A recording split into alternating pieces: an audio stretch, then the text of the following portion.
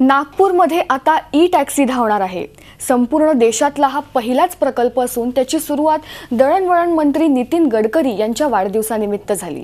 मुख्यमंत्री देवेंद्र फडणवीस, नितीन गडकरी, राज्याचे परिवहन मंत्री दिवाकर रावते आणि इतर नेत्यांच्या उपस्थितीत नागपूर विमानतळावर या कार्यक्रमाचे आयोजन करण्यात आले।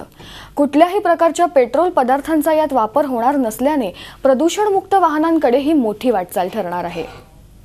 आज नागपूरमध्ये या उपक्रमाची सुरुवात होते। भारत सरकारला 3 वर्ष झालेली आहे। आजच देशामधला सगळ्यात लांब पूल आज आसाममध्ये प्रधानमंत्र्यांच्या हस्ते त्याचं उद्घाटन झालेलं आहे आणि आज 3 वर्ष पूर्ण झाले त्याच्यावर आज नागपूरमध्ये संपूर्ण देश ज्याचं अनुकरण करणार आहे अशा पहिल्या पायलट प्रोजेक्टची सुरुवात या ठिकाणी होते आहे। सामान्य माणसाच्या जीवनामध्ये परिवर्तन घडवण्याचं काम हे नितीनजी सातत्याने करतात आणि त्यातलाच एक भाग म्हणून आज या ठिकाणी हा प्रकल्प साकार होतोय।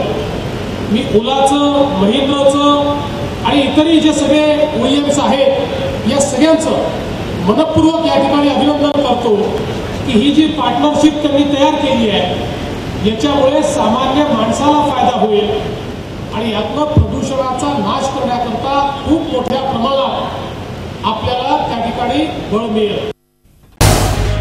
झी 24 तास रहा एक पाऊल पुढे।